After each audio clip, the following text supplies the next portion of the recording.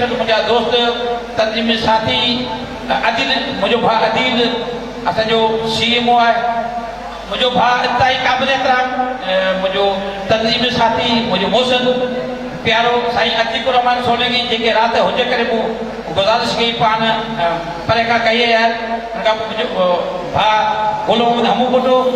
मटियानी ज़िले खे जी अॻवानी थो करे उस्ताद जी इंतिहाई बहादुर मुंहिंजो यार विसा आहे ऐं परे ॿिया दोस्त मुंहिंजा काज़ी अहमद खां कई हिते आई आहिनि उन्हनि सभिनी खे ऐं ज़िले तदमोहन खे सभिनी उस्ताद खे अस्सलाम वालेकुम जी उस्ताद मुबारक थो ॾियां त साईं हिन ख़ैर खूबे सां सुठे नमूने सां पंहिंजो तइलीम खाते में वक़्तु गुज़ारे विया अॼु ख़ैर सां उहे रिटायर थिया आहिनि रिटायर थियणु हिकिड़ो फितरी अमल आहे पर इंशाअल्लाह साईं वाब जूं ख़िदमतूं ऐं साईं वाब जूं मोहबतूं हमेशह ज़िले जे उस्तादनि सां सदा बरक़रार रहंदियूं अॼु इहे मुनासिबत जे मौक़े सां सिंध जे उस्ताद बरादरी तरफ़ां ऐं असांजे सूबाई वज़ीर तइलीम सैयद सरदार शाह जिन हुकुम मूजिबि इंशाअल्लाह असां पूरी सिंध में पाक फौज ऐं मुल्क जी यकीत लाइ रैलियूं कंदासीं अॼु बि इंशाअल्लाह ज़िले तदमोहन खां जे उस्ताद सूबाई वज़ीर तइलीम जे हुकुम ते साईं आशिक़ हुसैन कोसो साहब जेको एडिशनल सेक्रेटरी आहे उन जी अॻुवाणी में ऐं अब्दुल हलीम लगारी साहब जेको डिप्टी सेक्रेटरी आहे उन जी अॻुवाणी में इंशाअल्लाह असां आख़िर में हिकिड़ी रैली कंदासीं पाकिस्तान ज़िंदाबाद सूबाई वज़ीर तइलीम जे हुकुम ते उन सां गॾोगॾु हिन मौक़े ते असां सिंध जा उस्ताद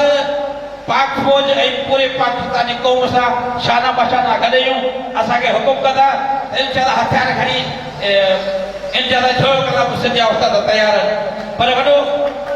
हिकिड़ो अजमेर इहो आहे अॼु मूंखे ॻाल्हाइणु न खपे पर अॼु स्टेज ते छो त हींअर काफ़ी दोस्त जेके लाइव हलाइनि पिया त पूरी सिंध में उस्ताद ॾिसंदा हूंदा ऐं ख़ुशी तौर ते साईं आशिक़ हुसैन खुश साहब स्टेज ते पाण वेठा आहिनि हिकिड़ो हर शइ जो मुलाक़ात जो को बहान हूंदो आहे अॼु जेके रिटायरमेंट जेका असांजी दोस्त आहे महबूब मुंहिंजो दोस्त साईं रबाब निज़ामणी उन जी रिटायरमेंट जे पार्टी में सभु हिते गॾु थिया आहियूं ऐं सभिनी महिमानी जी महिरबानी साईं खे साईं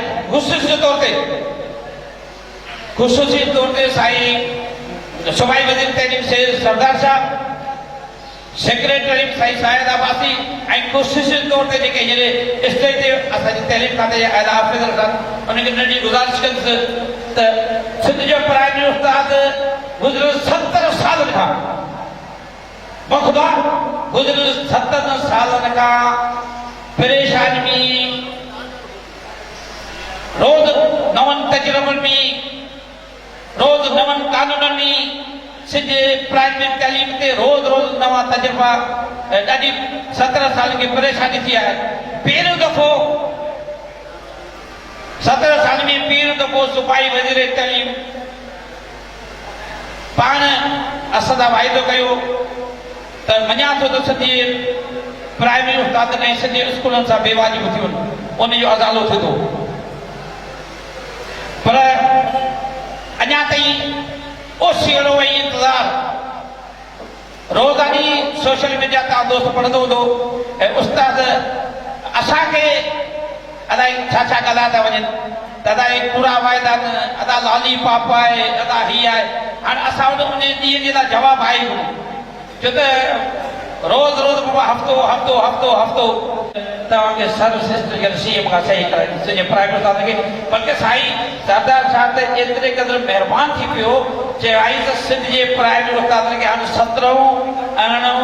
19 20 ग्रेड ॾिनो ऐं सिंध जे उस्ताद में पहिरियों दफ़ो ख़ुशी जी लहर थी त हीअ जमहूरी हुकूमत ऐं सिंध पढ़ियल दानिशमंद सूबाई वज़ीर तइलीम सिंध जे प्राइवेट उस्ताद खे 17 ग्रेड ॾियण वाइदो कयो आहे पर उन वाइदे खां पोइ सूबाई वज़ीर तइलीम सभिनी CM खां जेका CM फूड जेकी कमेटी ठाही आहे 5 रुकनी उन 5 रुकनी कमेटी जूं 3 मीटिंगूं थियूं उन ताईं ऐं असां उन सर्वश्रेष्ठ जे लाइ सिंध जे प्राइवेट उस्ताद कराची में 5 ॾींहं 5 रातियूं एहतजाज कयोसीं उते असां वटि साईं आशिक़ हुसैन लॻे आयो ऐं साईं ऐं सेक्रेटरी साहब लख असांखे यकीन ॾियारियो त जेके तव्हांजा इहे मसइला जो आहे असां जल्दी हल कंदासीं पर हाणे इंतज़ार ऐं ॾुखियो थी वियो आहे आशिक़ जो महबूब सां ॿुधण जे लाइ माण्हू बेक़रार हूंदो आहे जॻह ते वेठा हुजो जहिड़ो हाल आहे असां तव्हांजे लाइ नगर पाणी जो बंदोबस्तु कयो आहे ऐं तव्हां मानी कजो पोइ हुन खां पोइ